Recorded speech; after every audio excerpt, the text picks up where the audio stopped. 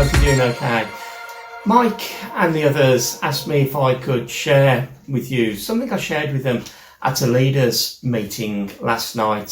So I just want to give you a bit of background information. Back in October 2009, I went away to a church conference and I heard a sermon there, and God just sparked something off in my heart that's in my own studies over the months following that conference. I believe God really gave me a vision and an understanding from his word of the way we can unpack things in the local church and maybe provide a bit of a framework for some of the things we'd like to do in the coming months and the coming years ahead in Faith Church. So I just want to share a few things, something that has been on my heart for 10 years. But just a couple of weeks ago, God spoke to me and said, it's time to breathe new life into this. Something that God has taught me and something that I've called R3.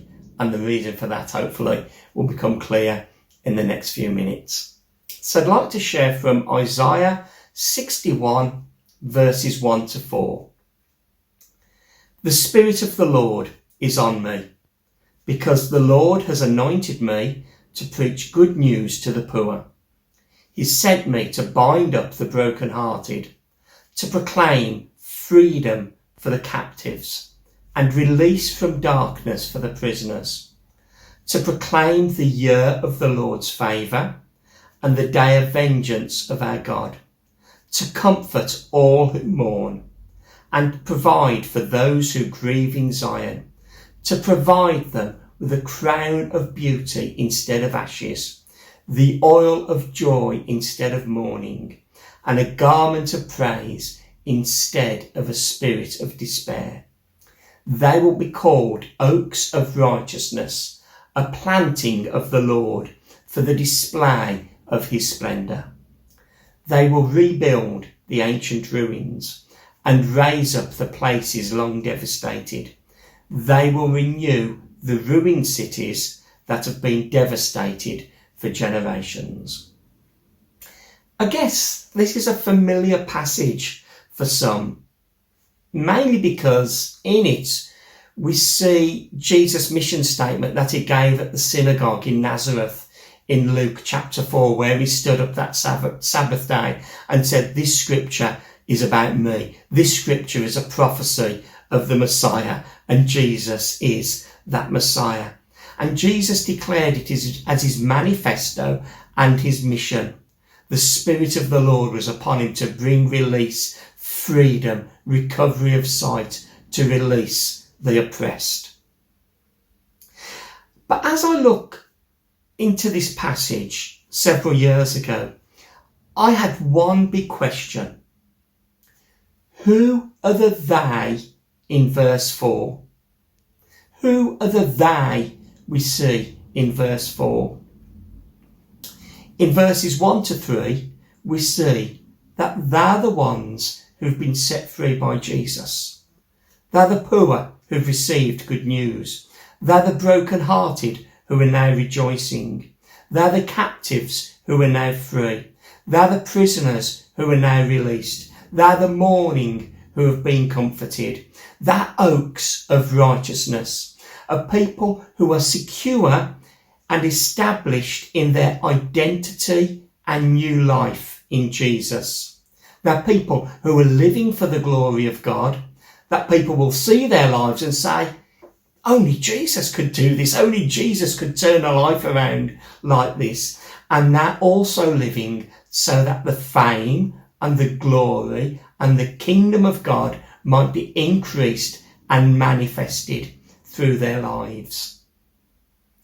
And these people, we read in verse 4 that they've got a threefold mission. And that's the mission, that's the purpose that I've called R3. They're called to rebuild, raise up and renew.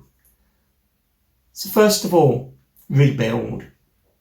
You rebuild something when it's been broken.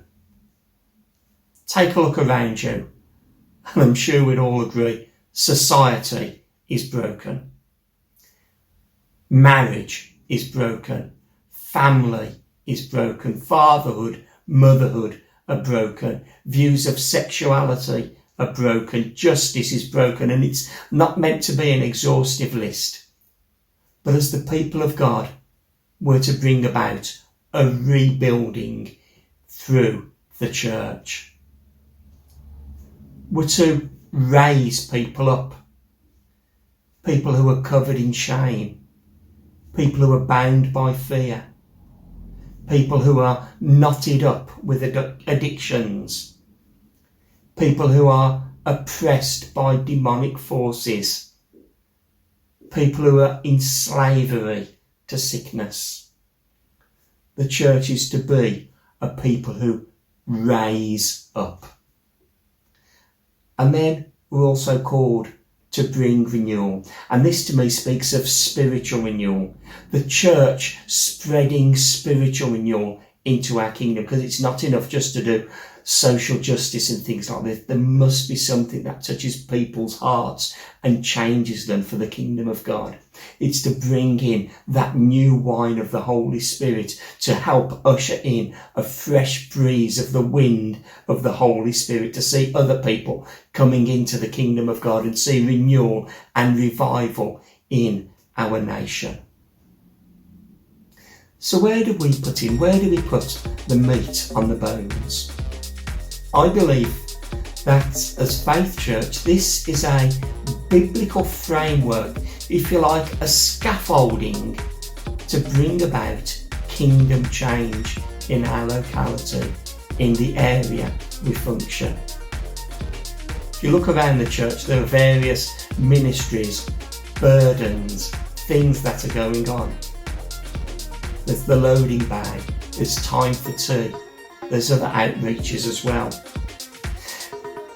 But the feeling amongst the leadership based on this R3 burden is to bring everything under the umbrella of R3 and to see people with given burdens, given responsibilities to move into those areas of rebuilding, raising up and bringing renewal.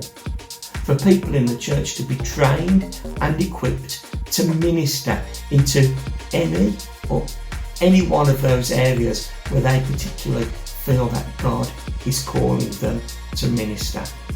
So that's something to whet your appetite.